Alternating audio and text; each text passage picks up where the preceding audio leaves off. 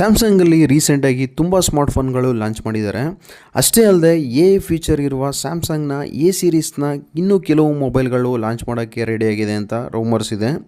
ಅದು ಯಾವುದು ಅಂತ ನೋಡೋದಾದರೆ ಸ್ಯಾಮ್ಸಂಗ್ನ A56 ಮತ್ತು A36 ಮತ್ತು A26 ಈ ಮೂರು ಮಾಡೆಲ್ನ ಸೀರೀಸ್ನ ಫೋನ್ಗಳು ನೆಕ್ಸ್ಟು ಲಾಂಚ್ ಆಗುತ್ತೆ ಅಂತಲೇ ಹೇಳ್ಬೋದು. ಏನಕ್ಕೆಂದರೆ ಸ್ಯಾಮ್ಸಂಗ್ನ ಅಫಿಷಿಯಲ್ ವೆಬ್ಸೈಟ್ನಲ್ಲೇ ಈ ಮೂರು ಮಾಡೆಲ್ಗಳು ಲಿಸ್ಟೆಡ್ ಆಗಿದೆ ಅಂತ ನೀವು ನೋಡ್ಬೋದು. ಇನ್ನು ಸ್ಯಾಮ್ಸಂಗ್ನ A56ನ ನೀವು ನೋಡೋದಾದರೆ ಇದು ಒಂದು ಮಿಡ್ ರೇಂಜ್ನ ನ ಫ್ಲ್ಯಾಗ್ಶಿಪ್ ಫೋನ್ ಅಂತಲೇ ಹೇಳ್ಬೋದು.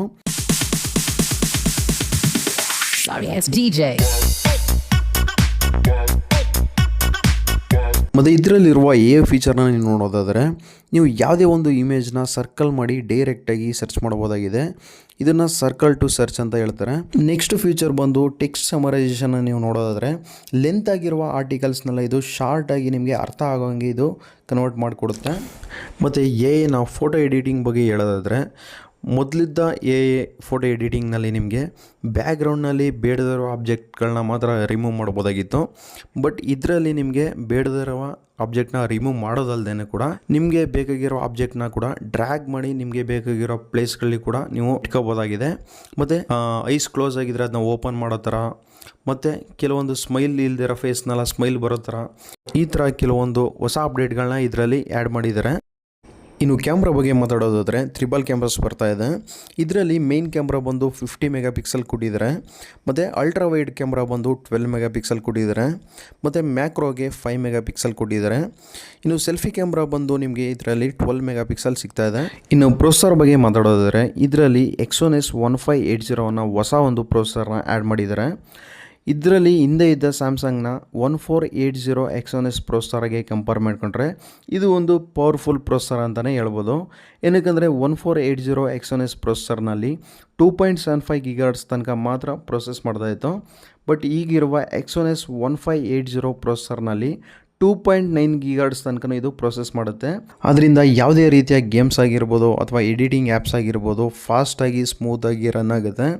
ಇದರಲ್ಲಿ ಮಲ್ಟಿ ಟಾಸ್ಕಿಂಗ್ ಮಾಡುವಾಗಲೂ ಕೂಡ ಯಾವುದೇ ರೀತಿಯ ಹ್ಯಾಂಗ್ಗಳಾಗೋದಿಲ್ಲ. ಯಾಕಂದರೆ ಈ ಒಂದು ಪ್ರೊಸೆಸರು ಪವರ್ಫುಲ್ ಆಗಿದೆ ಅಂತ ಹೇಳ್ಬೋದು. ಡಿಸ್ಪ್ಲೇ ನೋಡೋದಾದರೆ 120 Hz ರಿಫ್ರೆಶ್ ರೇಟ್ನೊಂದಿಗೆ full HD flat AMOLED display metal ಫ್ರೇಮ್ನೊಂದಿಗೆ ನೋಡೋಕ್ಕೆ ಸಿಗ್ತಾ ಇದೆ. ಮತ್ತು ಬ್ಯಾಟ್ರಿ ಮತ್ತು ಚಾರ್ಜಿಂಗ್ ವಿಷಯಕ್ಕೆ ಬಂದರೆ ಇದರಲ್ಲಿ 5000 mAhನ ಬ್ಯಾಟ್ರಿಯೊಂದಿಗೆ ಸಿಗ್ತಾ ಇದೆ. ಮತ್ತು 45 ವ್ಯಾಟ್ನ ಫಾಸ್ಟ್ ಚಾರ್ಜಿಂಗ್ ಸಪೋರ್ಟ್ ಕೂಡ ಇದರಲ್ಲಿ ಇರುತ್ತೆ. ಹಿಂದೆ ಇದ್ದ ಪ್ರೀವಿಯಸ್ ಸ್ಯಾಮ್ಸಂಗ್ ಫೋನ್ನಲ್ಲಿ 25 ವ್ಯಾಟ್ನ ಚಾರ್ಜಿಂಗ್ ಸಪೋರ್ಟಿಂಗ್ ಮಾತ್ರ ಕೊಟ್ಟಿದ್ದು. ಇದು ಒಂದು ಅಪ್ಡೇಟ್ ಮಾಡಿರೋ ವಿಷಯ, ಇದು ಒಂದು ಒಳ್ಳೆಯ ವಿಷಯ ಅಂತಲೇ ಹೇಳ್ಬೋದು. ಮತ್ತು ಈ ಒಂದು ಸ್ಮಾರ್ಟ್ಫೋನ್ ಬಂದು US FCC ಸರ್ಟಿಫೈಡ್ ಕೂಡ ಆಗಿದೆ. ಮತ್ತು ಸಾಫ್ಟ್ವೇರ್ ಮತ್ತು ಈ ಒಂದು ಅಡಿಷ್ನಲ್ ಫೀಚರ್ ಬಗ್ಗೆ ಮಾತಾಡೋದಾದರೆ ಈ ಒಂದು ಸ್ಯಾಮ್ಸಂಗ್ನಲ್ಲೇ Android 15 ಮತ್ತು ಸ್ಯಾಮ್ಸಂಗ್ನ One UI 7 OSನೊಂದಿಗೆ ಸಿಗ್ತಾ ಇದೆ. ಮತ್ತು ಇದಕ್ಕೆ ನಿಮಗೆ 7 ಇಯರ್ಸ್ ತನಕ ಮೇಜರ್ ಅಪ್ಡೇಟ್ಸ್ಗಳು ಸಿಗ್ತಾ ಇದೆ.